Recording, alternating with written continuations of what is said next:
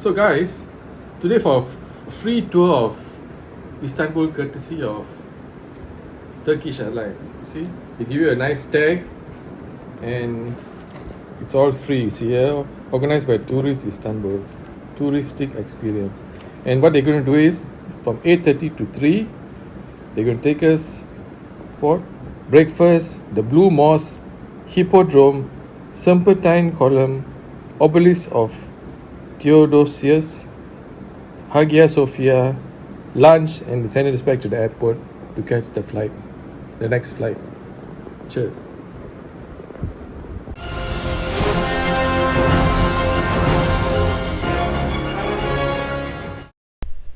So guys, just remember, if you're flying Turkish Airlines and have a layover of between 6 to 24 hours in Istanbul Airport, take advantage of their complimentary Tourist Istanbul service to discover Istanbul. In order to book the tour, once you land at Istanbul Airport, go through passport control, exit to the International Arrivals Terminal and look for the Tourist Istanbul hotel desk at this terminal to book your tour. So after getting down from our flight, we go through passport control and arrive at the International Arrivals Terminal. It's here that the hotel desk can be found for you to book your tours of Istanbul, courtesy of Turkish Airlines.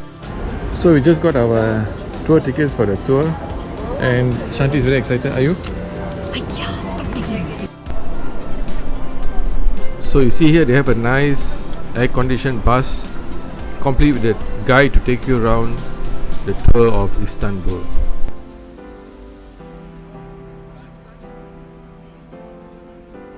We are traveling to the place that the Romans founded the city, the Ottomans lived, and we will be seeing, most importantly, Hagia Sophia, or Santa Sophia if you are from.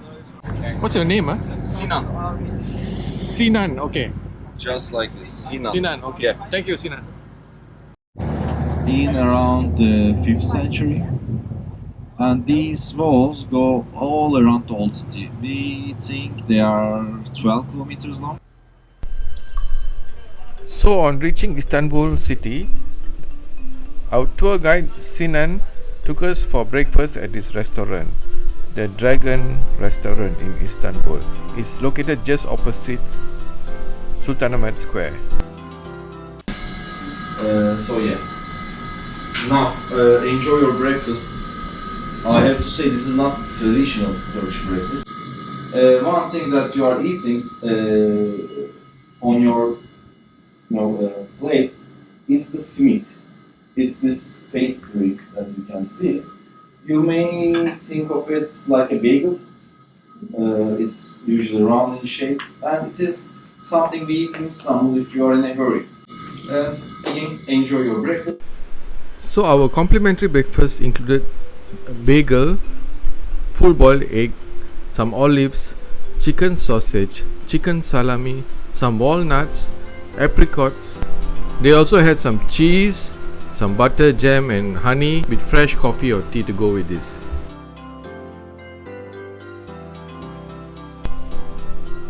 So after breakfast, we are now walking with our guide Sinan towards the Hippodrome, or now called Sultanahmet Square. This hippodrome was built by Emperor Septimus Severus in the 3rd century. The word hippodrome in the Greek language actually meant part of horses. This amazing stadium could hold 100,000 spectators for their chariot races and other events at this stadium. So our first stop at the Hippodrome was to visit the Constantine Obelisk or the Wall Obelisk. Now, my dear guests, this is our first stop of today. This is the column of Constantine. Emperor Constantine Porphyrogenitus repaired this obelisk in the 10th century, and together with the obelisk of Theodosius, which we'll see later, these two obelisks formed the base or spina of the Hippodrome. Even the Circus Maximus in Rome, the big stadium, also had two obelisks to form the spina of its stadium. The next item of interest was the Serpentine Column. It was built to commemorate the Greek victory over the Persians in the Battle of Plataea, and this was relocated by Emperor Constantine from Delphi in Greece to Constantinople in the 3rd century. The top of this 8-meter bronze column was a 3-headed snake. It has broken off and is now on display at the Istanbul Archaeological Museum. The next item of interest was the obelisk of Theodosius. Together with the wall obelisk, this formed the spina of the Hippodrome. This obelisk was actually built by the pharaohs in Karna, and then Emperor Constantius II relocated it to Alexandria in the 3rd century, and finally Emperor Theodosius relocated it here in the 4th century. Hence its name, Obelisk of Theodosius. The German fountain. This fountain was a gift of Kaiser William II to Turkey on the occasion of his visit in 1898. The fountain was built in Germany and transported piece by piece here to Istanbul. It was commemorated in the year 1900, 2 years after the emperor's visit to Turkey. This is the German fountain. And you may... The Hagia Sophia, or in other words, Church of Divine Wisdom, was built 3 times. First by Emperor Constantine, it was damaged by rebellion. Then Emperor Theodosius, it was damaged again. And finally Emperor Justinian built it again in the 5th century. The Hagia Sophia was used as a church for 916 years, after which it was converted to a mosque when the Ottomans conquered Istanbul.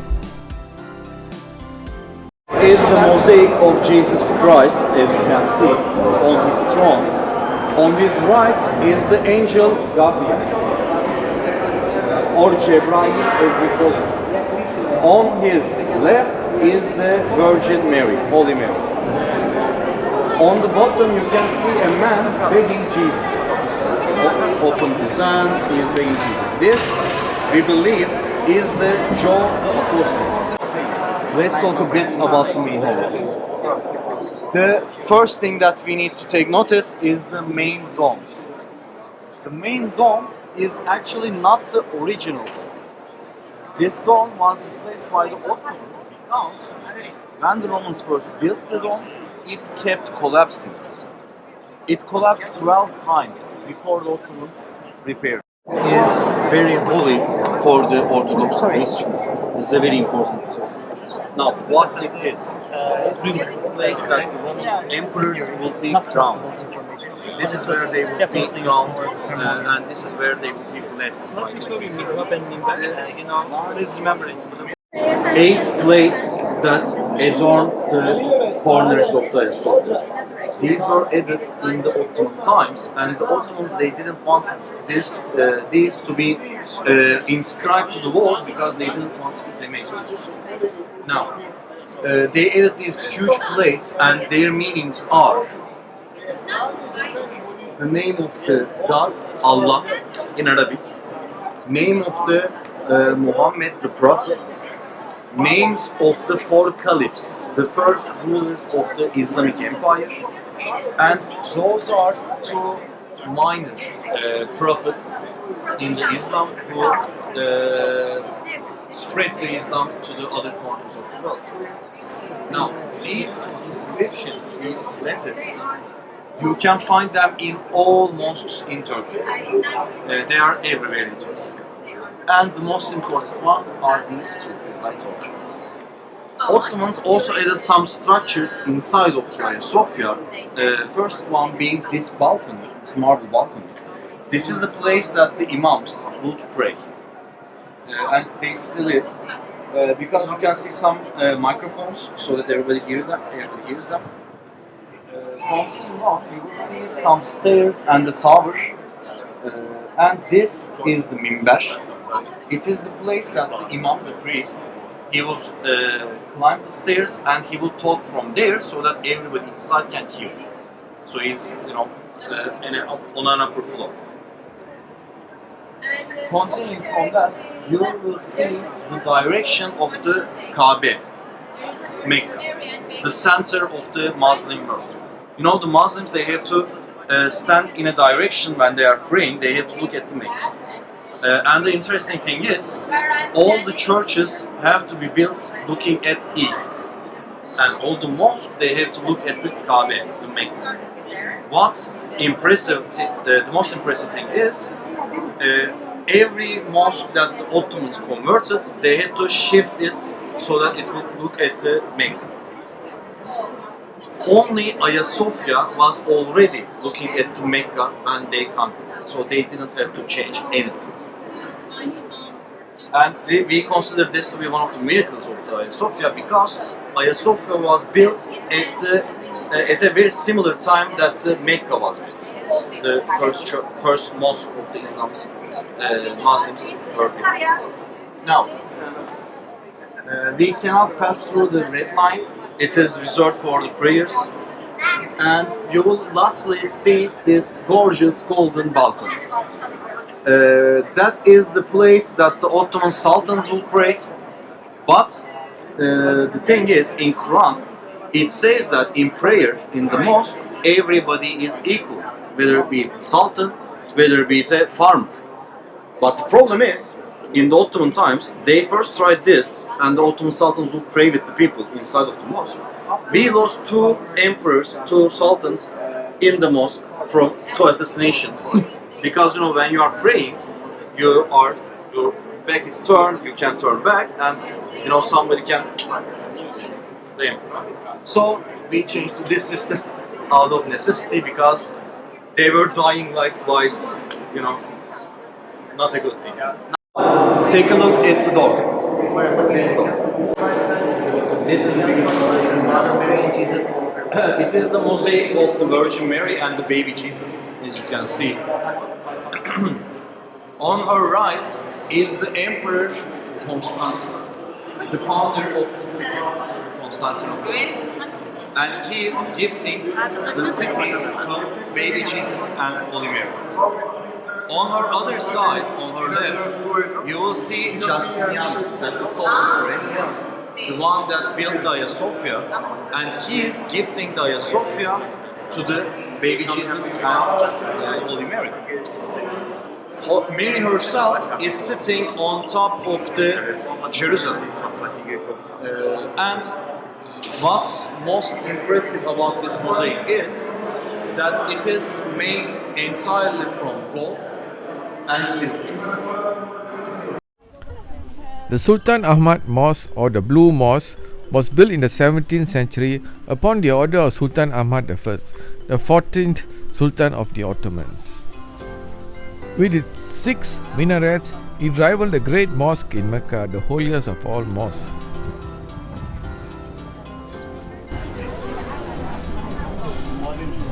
The number 6 represents 6 articles of faith in Islam, which are belief in one God, His angels, His messengers, His revelations, belief in predestination, and belief in the resurrection.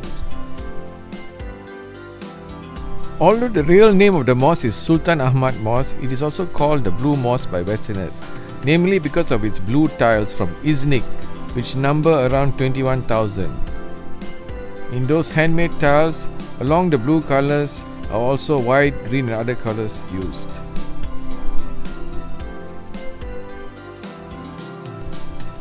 The Blue Mosque was currently undergoing extensive renovations. Thus, visiting the interior of the mosque was not really practical. However, I decided to have a quick look at the interior of the mosque to soak in the atmosphere of this wonderful and magnificent mosque, as you see here. In my tours, the most expected moment is the moment of kebab.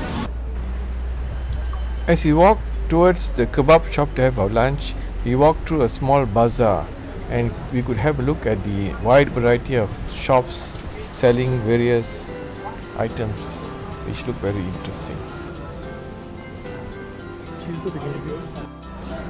After all the sightseeing, we were then taken to this restaurant Tamara to try some traditional Turkish kebabs for lunch. So what they served us was this lentil soup, some vegetables, bread, and of course their kebab, chicken kebab, some garnishing, and this arborea rice.